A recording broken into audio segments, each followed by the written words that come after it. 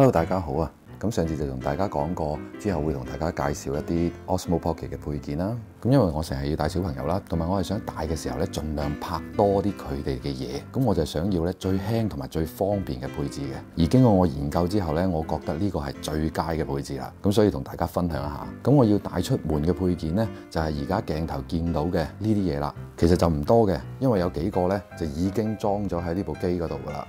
嗱，咁逐一同大家介紹一下。咁首先呢個撥輪啦，基本上係必買㗎啦。咁但係你買咗呢個撥輪之後咧，你就用唔到原裝嗰套㗎咯喎。咁之後咧，你就要買一個咁樣嘅套咧，去保護你呢個軸啦。呢個 UV 鏡就係已經貼咗喺度啦。咁另外啦，呢一個又係必買嘅，因為呢個係 DJI 官方嘅無線模塊。咁你插咗佢之後咧，基本上咧係同你部手機直插佢部機嘅速度係差唔多嘅。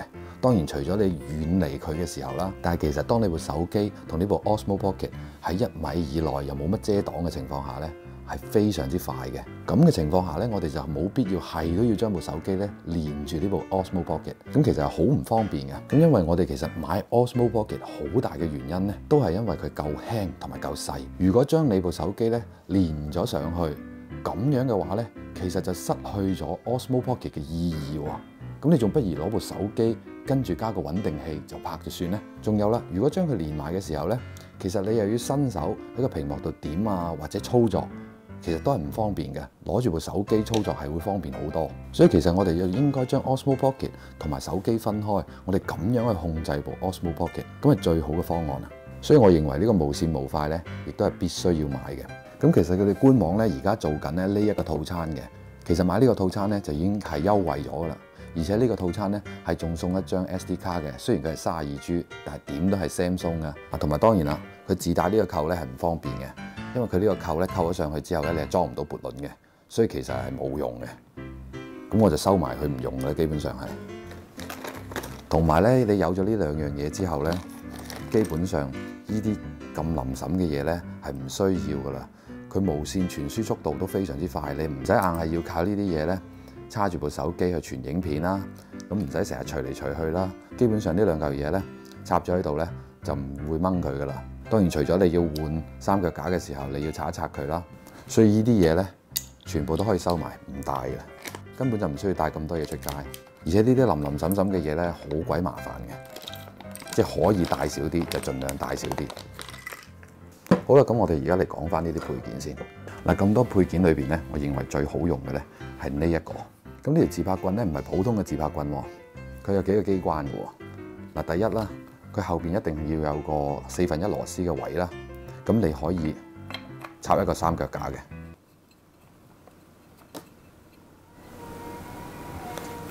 嗱，聽到啦，個仔其實喺佢裏邊喊緊，咁我而家咧又要停一停先。所以其實我拍一條片咧非常之唔簡單嘅，所以希望大家多多支持啊！即係多謝大家。嗱，好啦，咁翻嚟咯喎，終於瞓咗啦嚇。咁講翻呢條自拍棍啊，點樣唔簡單咧？嗱，首先咧，佢後邊咧係有一個1/4螺絲嘅位嘅，咁你係可以裝一個細細嘅三腳架啦。咁呢個三腳架裝咗之後咧，就唔使掹噶啦，咁樣成套出去就 OK 噶啦。因為咧，你基本上咧就係收喺背囊嘅隔離。跟住咧，隨時攞出嚟，一係就自拍，一係咧你就可以動起身，咁樣係隨時動喺度咧，就隨時可以拍嘢嘅。所以呢個三腳架咧係唔需要除噶啦。咁同埋前面咧，亦都一個1/4螺絲口啦。嗱，呢度有一個迷你嘅雲台啦，可以方便你自拍啦。咁其實就要上呢一樣嘢嘅。呢個架咧，網上好多人都講過噶啦，其實就係用嚟固定呢部 Osmo Pocket 嘅。咁其實都係一樣啦。呢個架上咗自拍棍之後咧，亦都係唔使除落嚟噶啦。嗱，記住上嘅時候咧，上外邊呢個螺絲咧係會方便啲嘅喎，冇咁容易困到呢部機嘅。我而家將部 Osmo Pocket 上咗去先啦。每次上呢部機嘅時候咧，就要小心啦，因為咧你扭呢個螺絲嘅時候咧，呢個螺絲會非常之容易跌嘅。我試過唔見過一次啦，不過好在揾翻啫。嗱，佢啱啱好咧，唔會阻住你個掣嘅，又唔會阻住個無線模塊嘅。咁比官方嗰個架咧做得好好多啦。嗱，咁上緊咗咧，成套嘢咧就咁帶出去就得噶啦。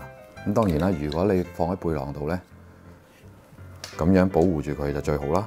咁你就可以插喺個背囊邊，就搞掂噶咯喎。當你自拍嘅時候咧，就將佢移到90度咁嘅位啦，咁樣自拍咧就好輕鬆噶啦。咁嗱，同埋而家講開自拍啦，就順便講一講啦。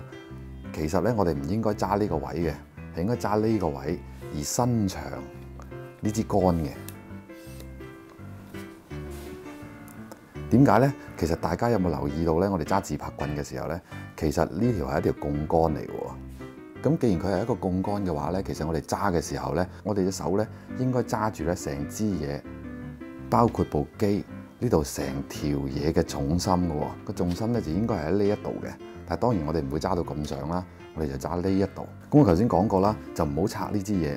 因為咧，你有咗呢支嘢咧，佢嘅重心就會向右移，就會離你隻手咧更加近，就令你更加舒服嘅。雖然佢係重咗啦，咁但係如果你試下諗下，我拆咗佢，實際上咧，你可以睇下，而家嘅槓桿咧其實係咁嘅。嗱，睇唔睇到咧？我哋嘅食指咧，其實係做緊一個支點。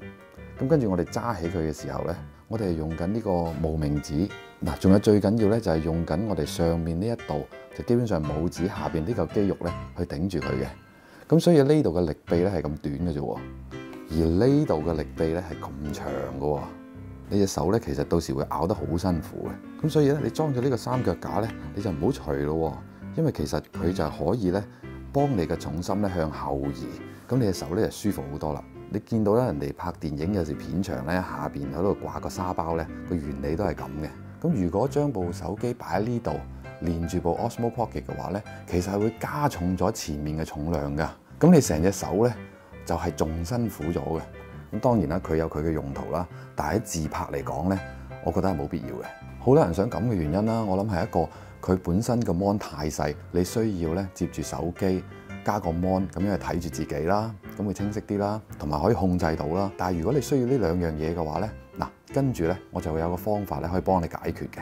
嗱，大家有冇留意到咧？呢個三腳架咧，仲有一個4分一螺絲口嘅喎。咁仲有咧就係我未介紹到嘅配件啦。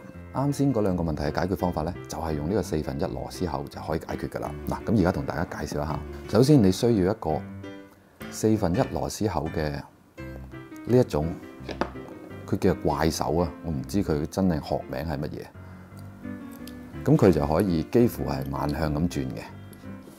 嗱，首先我哋將佢上咗上去先啦。好啦，上穩咗之後，我哋要一個手機架啦。咁手機架同樣後邊都有4分一螺絲對接啦。好，上穩晒之後咧，嗱，我哋嚟調整方向咯喎。嗱，注意啦，調嘅時候咧，你首先唔好將呢個螺絲上死，因為上死咗咧，呢邊咧就唔可以活動噶啦。呢一個4分一螺絲口咧係可以轉動嘅。咁你調整唔同嘅方向嘅。嗱，你大概咧就係需要調到咁樣，睇到未？唔好水平，斜少少。點解要咁樣咧？一陣再同大家講。咁呢部手機咧就可以擺落去咯喎。嗱，當然啦，我而家部手機咧唔係連緊 Osmo Pocket 嘅，而係連緊我錄影緊呢部機。我只不過演示一下啫。而你呢個時候咧，只需要將部 Osmo Pocket 伸長啦，當然。咁你就可以自拍噶咯喎。嗱，睇唔睇到啊？係咪好似釣魚咁啊？而關鍵你呢個設置嘅好處就係，你隻手係大概係揸呢個位置，所有嘅嘢咧都喺後邊幫你做呢個槓桿喎。雖然佢係重咗，但係你隻手咧係唔會辛苦好多嘅喎。而且咁樣啦，你仲可以即時睇到個效果之餘，仲可以咁樣控制啦。如果你部手機係連喺嗰度，連住部 Osmo Pocket， 大概係咁啦。你要係伸隻手去咁樣控制嘅喎，冇理由係咪啊？梗係咁樣方便好多啦。係咪？嗱，仲有最重要一樣嘢，就係頭先點解要咁樣做咧？咁樣其實就係留翻個 Lightning 口。如果你認為 Osmo Pocket 嘅收音唔好咧，呢個就好重要啦。噔噔噔噔，咁係咪搞掂啊？你可以用 iPhone 嚟收音，同時咧就控制部 Osmo Pocket， 咁樣做自拍咧就一流啦。喂，真係越嚟越似釣魚喎，咁樣係。嗱，另外仲有一個好處咧，就係你可以將個 mon 咧調翻轉喺前面嘅，咁樣咧就唔使佢反轉嘅時候自拍模式咧，所有嘢都反轉晒啦。咁當然你可以後期度做翻啦。嗱，當你自拍嘅時候咧，咁樣係好有用啦。咁但係當你如果係想拍景啊，唔係拍自己嘅時候咧，咁呢支嘢咧又有其他用途喎。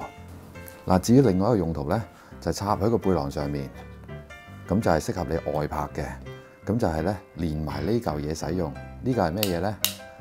嗱，呢嚿咧就係夾背囊帶嘅，咁樣就可以夾喺你背囊嘅肩帶嗰度，就方便你一路行一路拍咯。嗱，至於呢兩個嘅實際操作咧，我哋去到現場試下。嗱，咁呢度咧就係 TIT 創意園啦。咁微信嘅總部咧就喺依度嘅。咁喺呢度你見到廣州塔啦，其實就喺隔離嘅啫。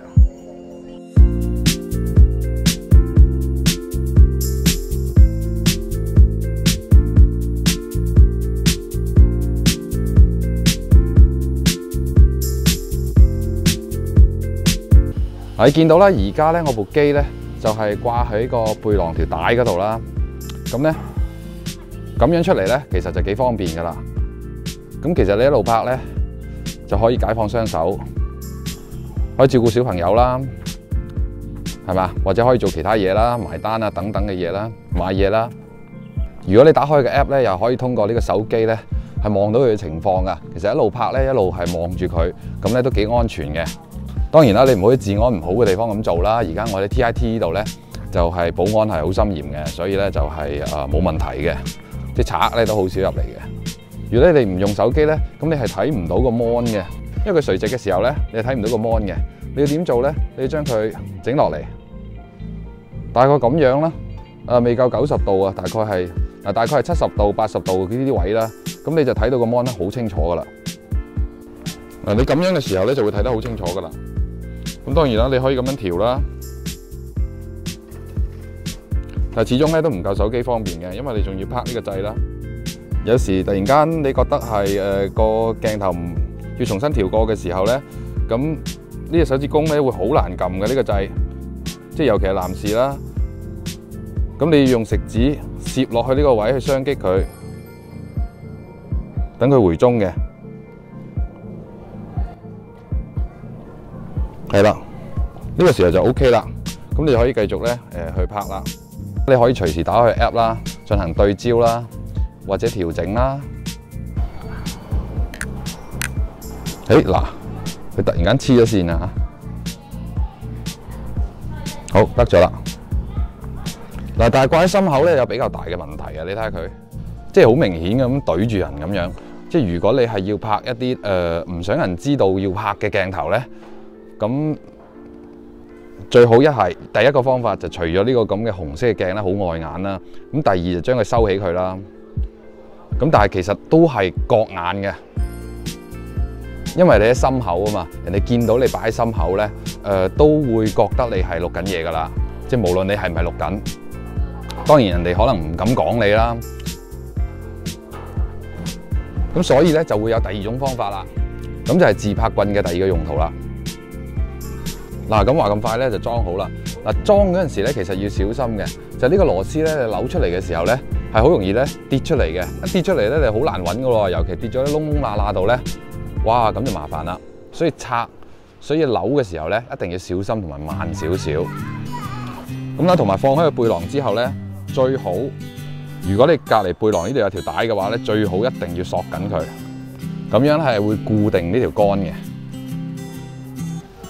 咁啊，令到即係冇咁容易走位啦。好啦，咁而家孭住個背囊咯。好啦，咁而家孭起身啦，同埋着咗機啦。嗱，咁見到個效果就係咁啦，係咪好隱蔽咧？咁其實佢喺你後邊咧就唔係好覺噶啦。呢個時候可以隨時調出呢個 DJI 嘅 app 去調整佢嘅角度啦。嗱，咁就可以咧一樣可以追住你嘅小朋友嚟拍噶啦。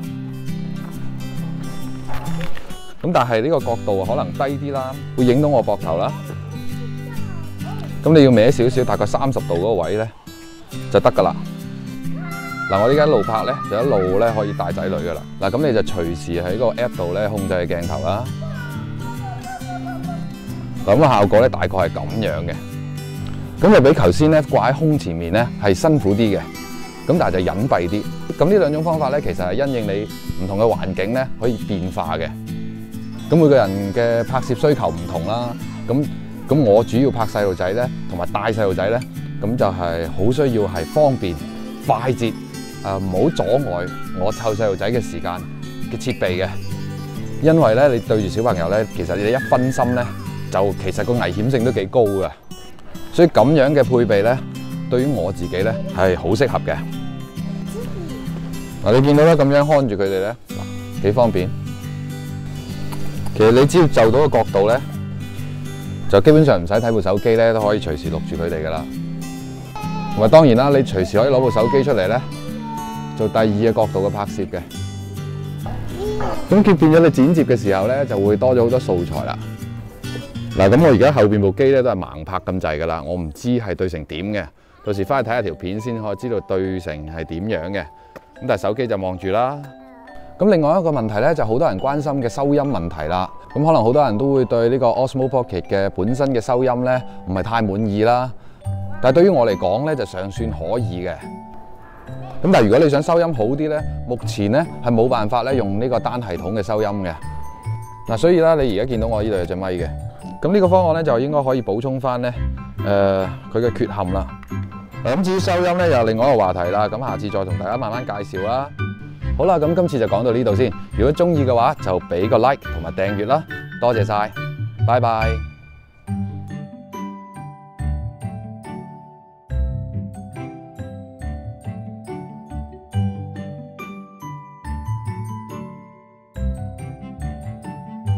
順帶一提啦，啱先個仔咧其實係呢個肚痛啊，同埋嘔啊。咁咧嗱，呢隻咧就係 BB 嘅神藥嚟嘅，係腸痛水咁俗稱嘅肥仔水啦。佢哋一出世咧，細個嘅時候，如果夜晚瞓唔着啊，係咁喊咧，一啖落去咧，就真係瞓得着噶咯喎，係好神奇噶嚇。咁但係好耐都冇用噶啦，好在備咗支喺屋企。咁頭先佢嘔完咧，俾佢飲完，大概半個鐘到啦，就瞓着咗啦。呢支藥係一定要常備喺屋企嘅。